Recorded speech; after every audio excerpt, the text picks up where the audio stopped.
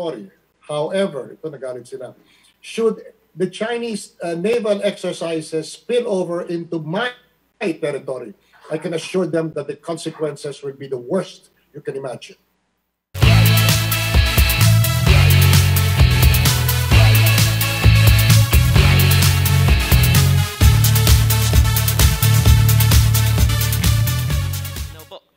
Ang susunod po na magtatanong ay ang ating tagapagtanggol ng Kamsur, Deputy Speaker El Rey Villapuerte.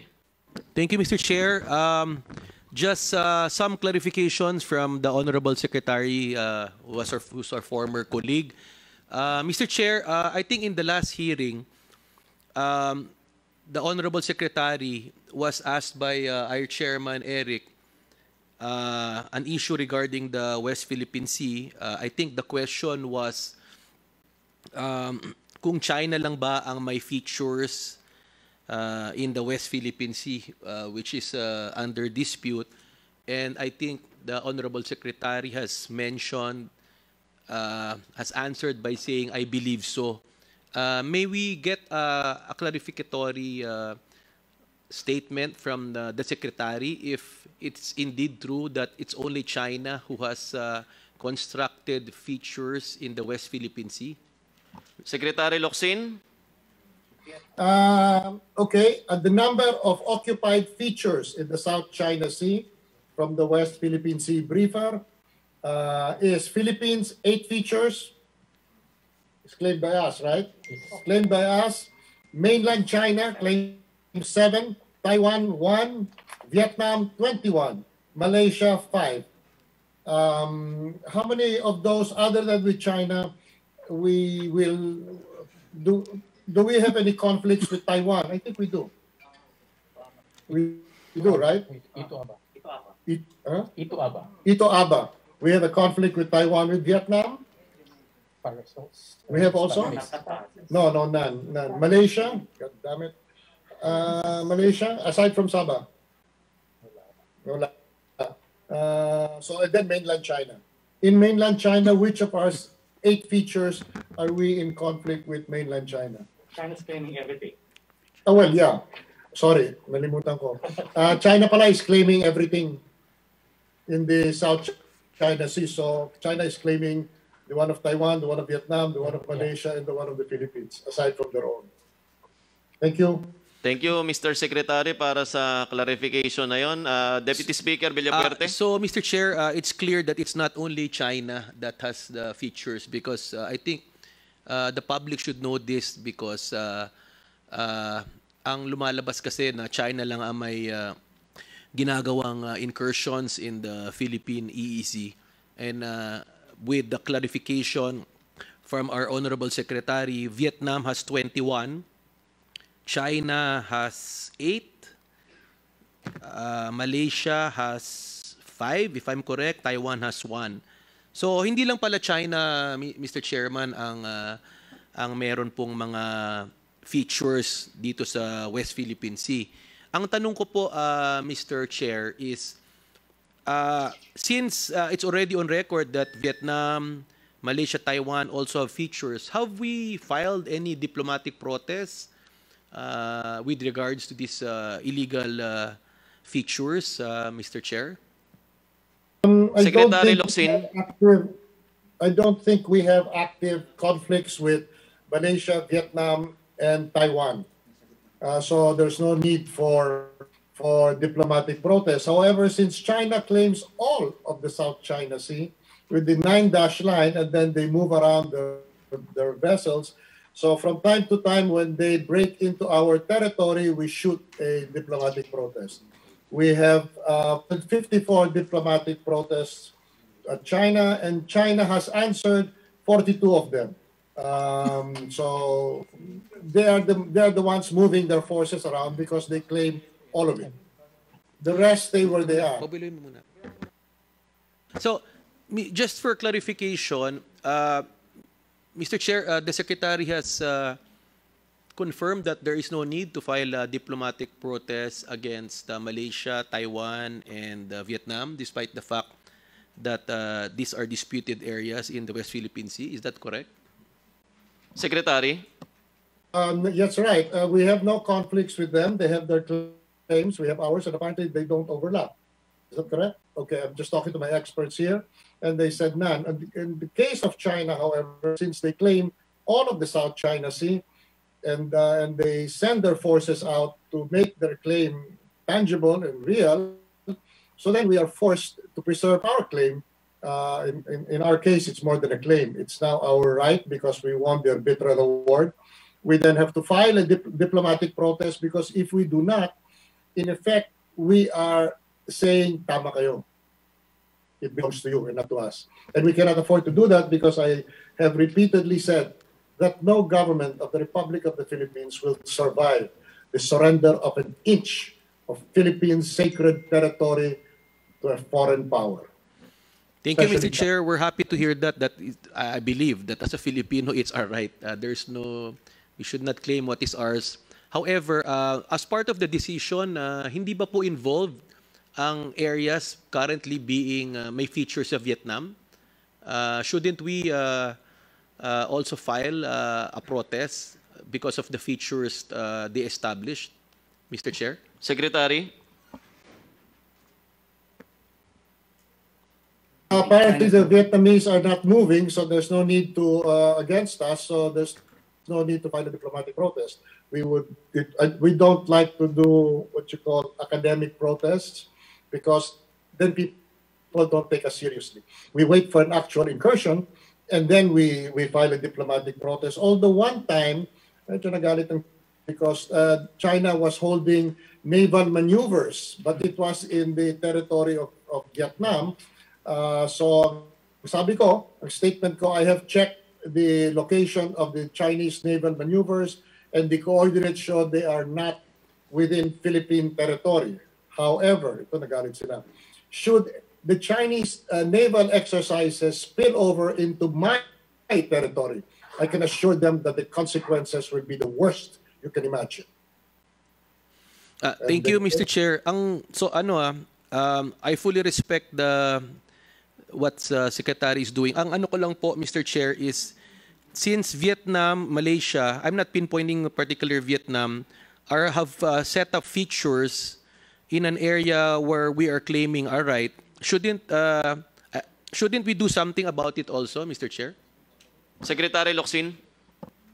We are not claiming any of the territories that the Vietnamese have claimed. We're not, right? We're not. Yes or no? Yes or no?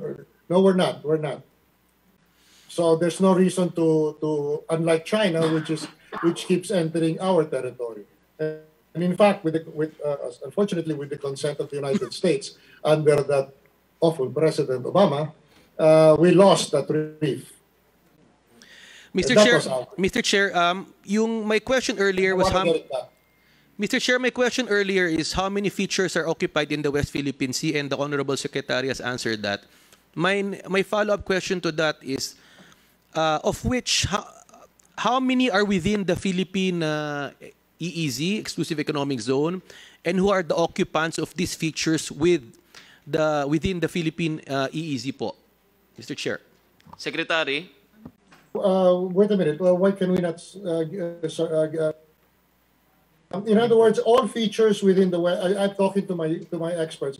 All features within the West Philippine Sea is ours. No, it's just the name. It's what we call the sea. Yes. Okay, it's just like the South China Sea, for example. That doesn't mean because the name China is there that everything in the South China Sea belongs to China. In fact, it should belong to Great Britain because it's Great Britain that gave that name. But in our case, we call the area the West Philippine Sea, but we do not claim all the features there. We are very specific in our claims, and they are exactly 8. 8 of those features are claimed by us. The rest are not claimed by us. But we insist on calling that. For example, the president very wisely once said to China, by the way, you notice there is a part of the waters around Asia called the Sulu Sea. Just because I called it the Sulu Sea doesn't mean that I own everything there. The Philippines owns everything there. And then he turned to President Xi and said, just because you call it is called the South China Sea, does not mean everything there belongs to you either. Otherwise, I will take all of the Sulu Sea. So these are just geographical names, but they do not confer any rights. The rights are very specific, and the arbitral award won only by the Philippines without any help from any of these. I don't want to curse people from any country in the world who are now citing the West, the arbitral award. We did it all by ourselves, and we won it, and it's ours, and it's now part of international law. Kaya nga yung sinabi nila, are you not going to say thank you to Europe because they are now supporting the arbitral award? I said no. Why should I say thank you? The arbitral award is now a part of international law. International law does not require the support of any country to be valid. It is what it is called, international law. So I don't need anybody. I have international law on my side. Deputy Villapuerte. So just for clarification, based on data, maybe we can ask the Honorable Secretary to confirm this. There are 21 features within the Philippine Exclusive Economic Zone which are occupied by other countries. 11 are occupied by Vietnam, 5 by Malaysia, 4 by China, and 1 by Taiwan. Maybe we can ask Mr. Chairman, the Secretary, to confirm this, that there are 21 features within the Philippine Exclusive Economic Zone occupied by other countries. And as again, if they can confirm, 11 features are from Vietnam, 5 from Malaysia, 4 from China, and 1 from Taiwan. Maybe the Honorable Secretary can confirm this. Yes, I can confirm that. My experts tell me that this is within our economic zone. Now I am asking him, what are the rights within the economic zone? They are... That's why we're having a code of conduct. Okay. Mr. Secretary, That's Mr. the Chairman. reason why we are now negotiating a code of conduct with all of these countries involved on how do we deal with each other when we have our respective economic zones. And we as China coordinator are working on that. Now, some people are telling us, well, don't work too hard on that because anyway, that looks like you are accommodating China. I said, no, we're not accommodating China. All of us are interested in knowing how we can deal with each other within the South China Sea. And so we're coming up with a code. In that code, I don't believe that we give up any sovereignty. It's only how we will conduct ourselves in this situation where you have different rights, the economic zone, arbitral award, and territorial seas. That's really what it's all about. And although the West is not happy about that, I have assured the West that when we do the code of conduct, we will never adopt what China wants, which is the exclusion of Western power from the South China Sea. I can swear to you, Mr. Chair. Western power will be in the South China Sea. Unlike previous administrations, previous dispensations, we are very clear about that. We believe in the balance of power, that the freedom of the Filipino people depends on the balance of power in the South China Sea to the exclusion of no other great power in the world.